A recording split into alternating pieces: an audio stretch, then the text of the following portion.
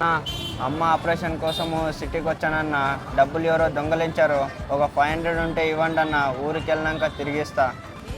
నీ డబ్బులు ఎవడో దొంగలిస్తే నన్ను ఎందుకు అడుగుతున్నావు? పోయి పోలీస్ స్టేషన్లో కంప్లైంట్ ఇవ్వు. అన్నా, ఊరికి వెళ్ళకుండా డబ్బులు లేవన్నా. ఒక 500 ఉంటే ఇవ్వండి అన్న, ఊరికి వెళ్ళాక తిరిగిస్తానన్నా.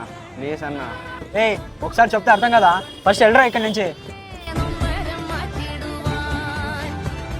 అన్నా, బస్సులో నా పర్సు ఎవరో దొంగలించారన్న. ఒక 500 ఉంటే ఇవ్వండి అన్న, ఊరికి వెళ్ళిందే తిరిగిస్తా అన్న. చూడ్డానికి బాగానే ఉన్నావు కదరా, ఎందుకు బిచ్చి మాడుతున్నారా?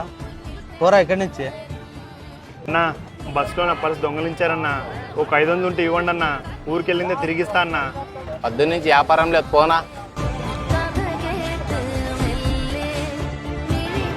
అన్నా, ఆగండి అన్న, తీసుకోండి అన్న. అన్నా, నాకు ఇంత డబ్బులు వద్దన్నా, 500 చాలన్నా. పర్వాలేదు, పెట్టుకోండి అన్న.